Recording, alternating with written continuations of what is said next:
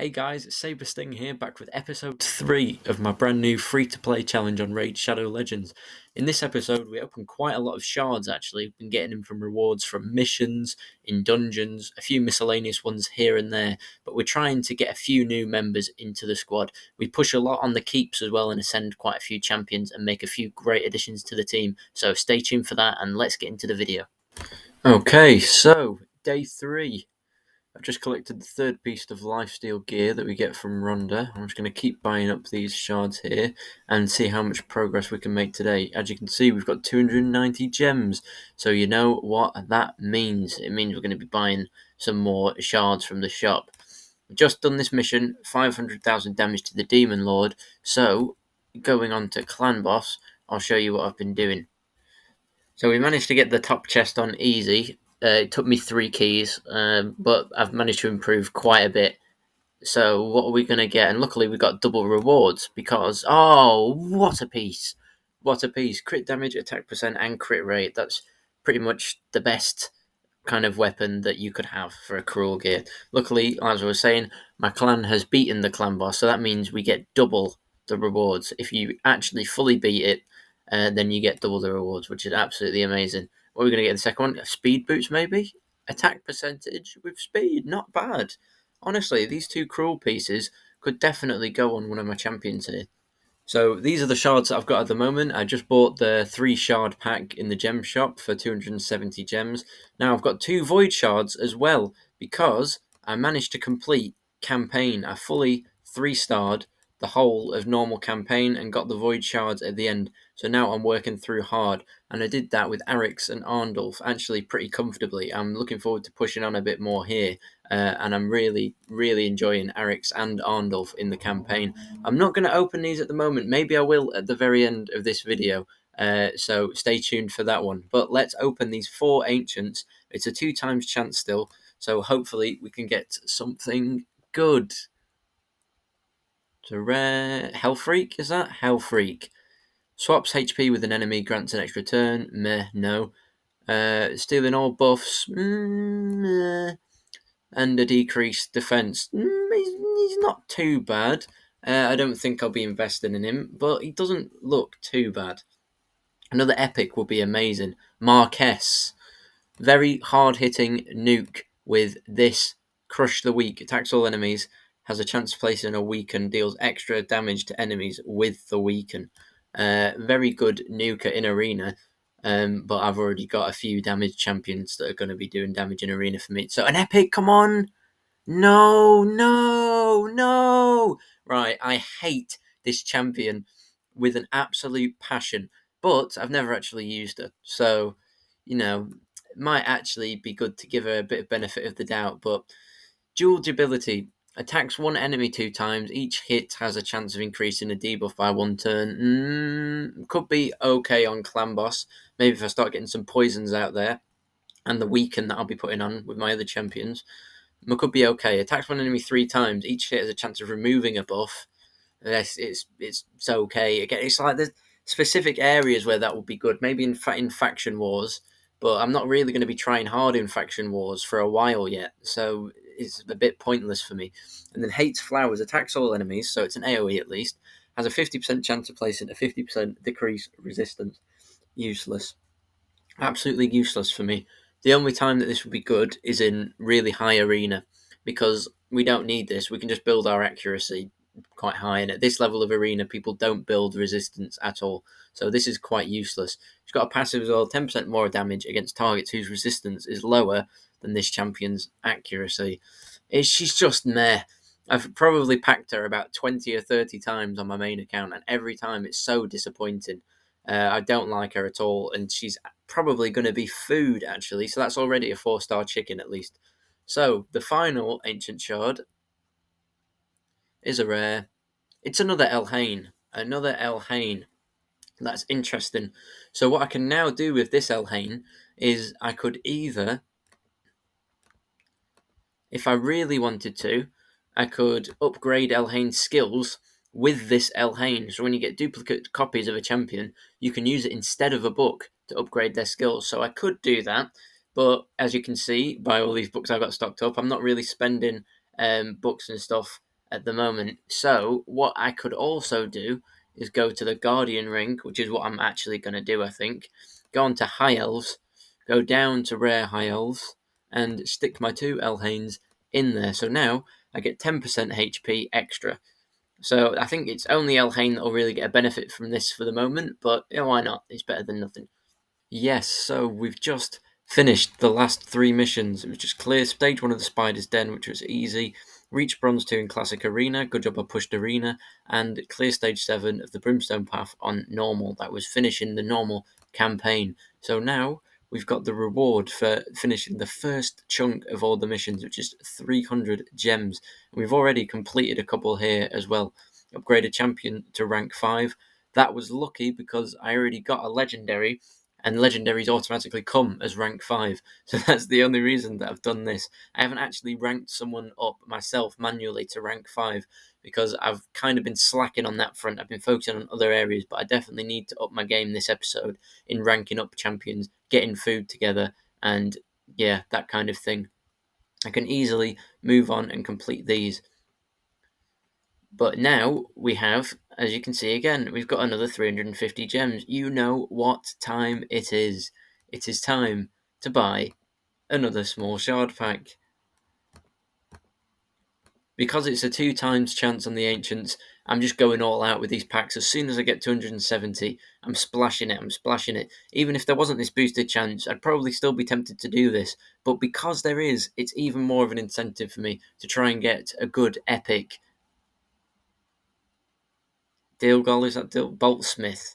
What does he do? Attacks one enemy, ignores defense, crit rate, and an extra turn. Awful. Do not invest in this guy.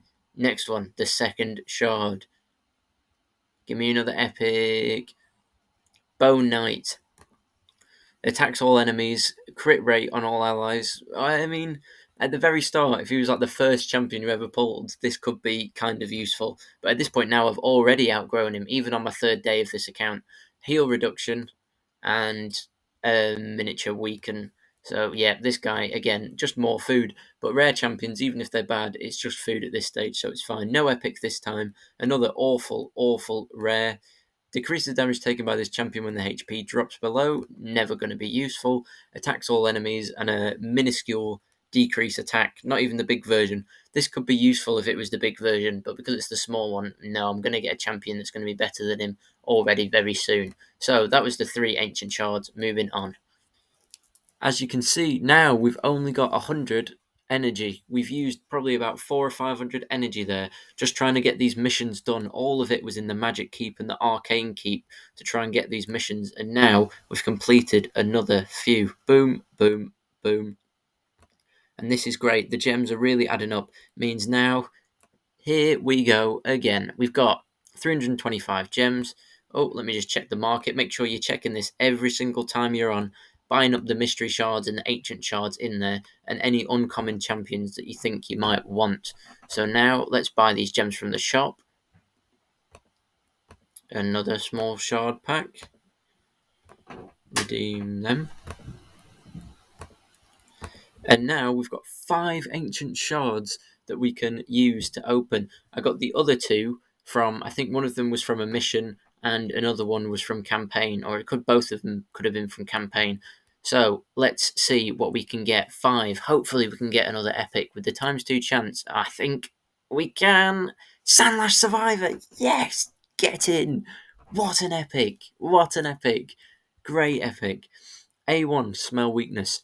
Attacks one enemy 2 times, 30% chance of placing a provoke. You might think 30% is quite low, but because she's attacking 2 times, that's 2 times 30% chance. Also, you can book this up to a bit higher, and she also heals if the target is inflicted under any debuff, which hopefully they will be under a debuff based on the other champions that we've got. She also has this Endless Sands ability, attacks all enemies, decreases the duration of buffs by 1 turn, increases the duration of all ally buffs by 1 turn. So if you're coming up against any pesky block damage champions in faction wars and campaign, or you're also coming up against the dungeons, maybe they might have a shield which you've got to try and strip off, so you can try and get rid of it with this ability. And then a passive places an ally protection buff on allies when an ally's HP drops below 50%, also places a block damage on this champion. Really, really strong champ. So I'm so happy with that. She's better than Orndorff. I'm quite familiar with this champion. I use her in my Orcs faction, and I've got her really kitted out on my main account. So I think she is now the second strongest champion on my account after Arix for sure. And, oh, it keeps getting better. We don't have to go and farm campaign now because we've got a spirit host. Yes, this is what I was talking about. The 50% increase attack, the big version. So I'm going to stick her in my arena team, and this is going to be key, massive. And she's also got a cleanse. This dark gift removes all debuffs on all allies, and then puts a block debuffs on as well. So if you're ever getting poisoned, decreased defense on arena, it can really come in handy, and you can get rid of any debuffs that are really hindering you. Wow, that's two massive champions in a row there. Let's keep the luck going. We've got 3 more still to open. Another epic. Oh, Lady Annabelle. I don't know this champion. Interesting skin there. I've never heard of this champion at all, which is a support. Hopefully, there's some turn meter stuff going on here. Let's start with the A1. This is going to be a surprise to me as well. Covetous Nails. Attacks one enemy 2 times. Each hit heals this champion by 3% of their max HP. Pretty good. Pretty good. Good for self-sustain. She should be staying alive with this. It's actually a decent A1. A2, Captivator. It's an AoE. Attacks all enemies. 75% chance at leech. 75% chance at decreased speed. Wow, that's a good A2. Leech is great because whenever you attack someone that's under a leech debuff, you gain health back. So it's essentially like you're having a lifesteal set on, only without the need to have a lifesteal set. Amazing, amazing debuff. And then she's also got the chance of putting the decreased speed on there. So overall, really happy with that. And she's still got 2 more skills. A3 swaps HP with the target ally.